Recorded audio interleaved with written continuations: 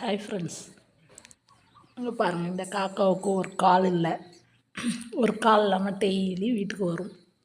Daily வீட்டுக்கு வந்து தண்ணி இறை எல்லாமே வைப்பேன். குடிச்சிட்டு டெய்லி வீட்டுக்கு வந்துடும். அதை பார்க்குறதுக்கு ஒரு சந்தோஷம். இங்கே பாருங்க. அப்புறம் மயில்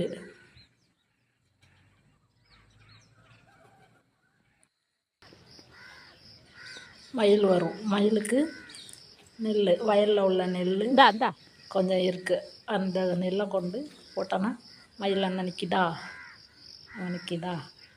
இறை போடவும் வரும். வந்து சாப்பிடும். இதில் நிறைய மயில் வரும், டெய்லி வரும். டெய்லி வந்து எல்லாம் சாப்பிட்டு போகும். இது இல்லாமல் குருவி அப்புறம் நிறைய வரும். நிறைய குருவியெல்லாம் சுற்றி வரும்.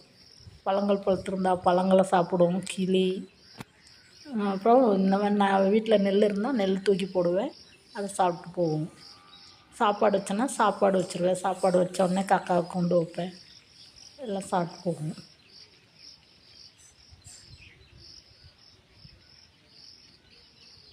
பயந்து வருது. நான் நிற்கிறத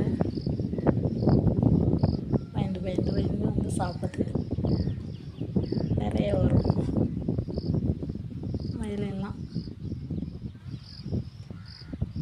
கிராமத்தில் வாழ்கிறதே ஒரு தனி சுகம் தானே.